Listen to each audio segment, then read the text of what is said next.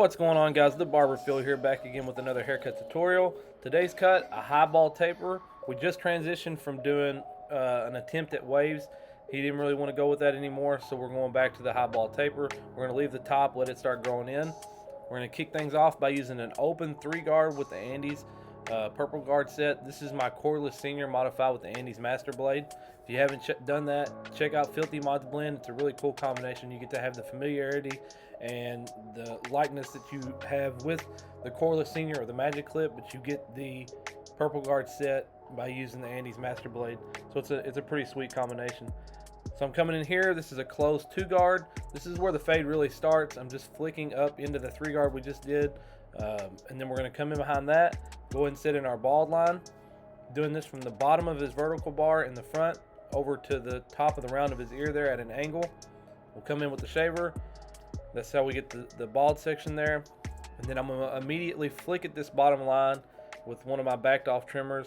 That way I don't have to come back in later and do it again. We'll go ahead and knock it out.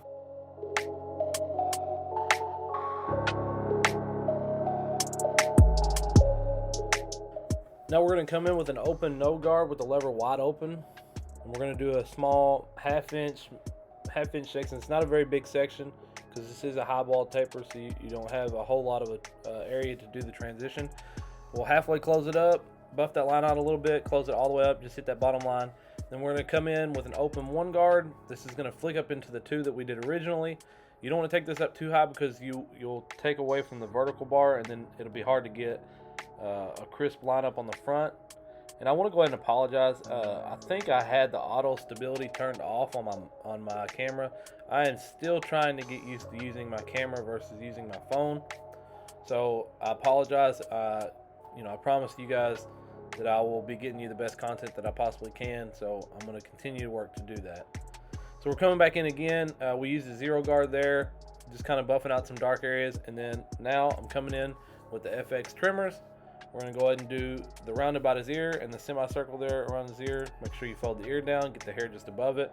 I know that's really dark there. Don't worry, guys. We'll come in here in a minute and we will clean that up.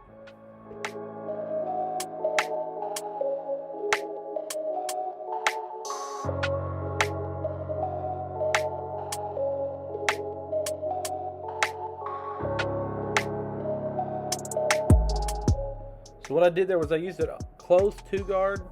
I went down with the growth of the hairs. It's just going to soften that up a little bit in the weight.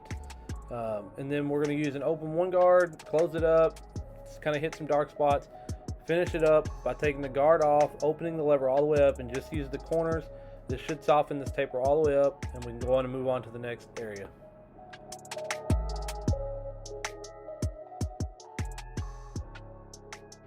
So I did speed the back taper up. You do the same steps. The only difference in the back sometimes is because it's a larger surface area. Unless there's a lot of curls and you've got a very small area to work with, you can stretch your taper out a little bit more. So I did take the bald area up into the hairline a little bit more than what I did on the temple area. So we did the FX trimmers in a semi-arch there, flicked at that bottom line with the backed up trimmer. Came in right here. This is a 2-guard. We're opening and closing it, going up into the weight a little bit. I'm going to come in right below this, and we're going to do probably a 3/4 of an inch to an inch section because, it's, like I said, we have more area to work with. This is the lever open, no guard. Then we're going to close it halfway up right here. Take it about halfway through this taper area, close it up, and that should blend right out into the backed up trimmer that we used just a minute ago to flick out the original FX bald line. Now to connect this to the 2-guard, we're going to use the 1-guard open and close it, just hitting dark spots, and bring it all together with the 0-guard right here.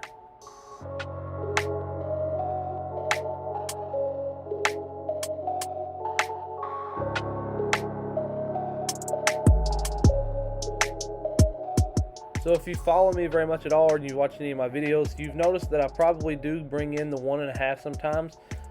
What I've found since using the Andis Purple Guard set the majority of my haircuts here lately is that I still need that 1.5 to blend in between the purple 1 and the purple 2, regardless of whether or not I have them open and closed. It just seems to always be a little darker than what I would like, so that's what I'm doing right now.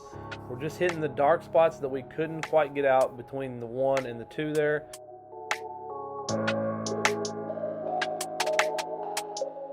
So after the back taper is done, I went ahead and did the left ear. Fold that ear down, use the corner of your blade, make that semicircle around there and do the natural line down the back. And I guess for time purposes, or I must have somehow missed the clip, I didn't get that left taper. So we got right into the line up in the front.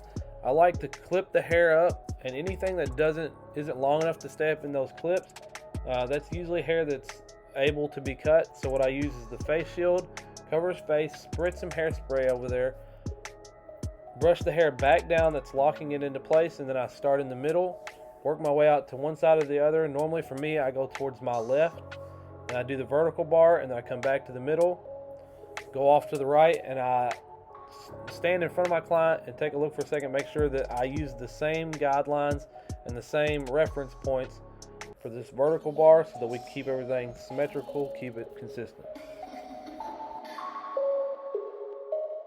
So as you can see, there is a light spot above the lineup from where we pull the hair tight.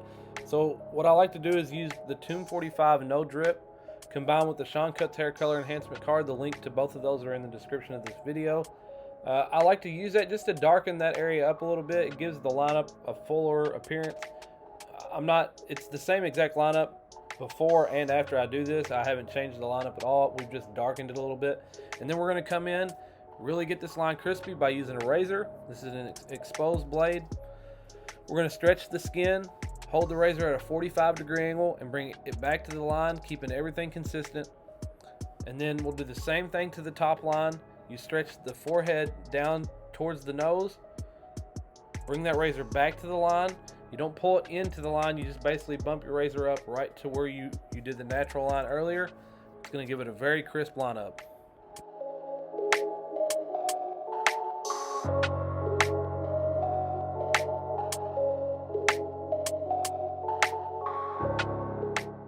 So since we just transitioned from an attempt at doing waves, now back to the longer top with the curls, we're going to reactivate those and help him along by using the curl sponge. It's something he can buy off of Amazon or wherever and do this himself and get the curl look that he's going for.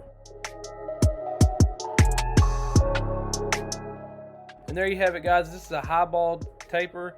My client is transitioning from an attempt at doing waves now back into the curls, so we use the curl sponge to reactivate those and get him started. Let me know what you think in the comment section how we did. I think I did all right on it. I'm going to leave that for you guys to decide. If you haven't already, take a second, hit that subscribe button, turn on that notification bell so that you get an update every time I post a video. It's Sunday, Wednesday at around 7 p.m. Central Time right now. Like the video if you liked it, dislike it if you didn't. I'm fine with that. I can live with those. As always, I appreciate it.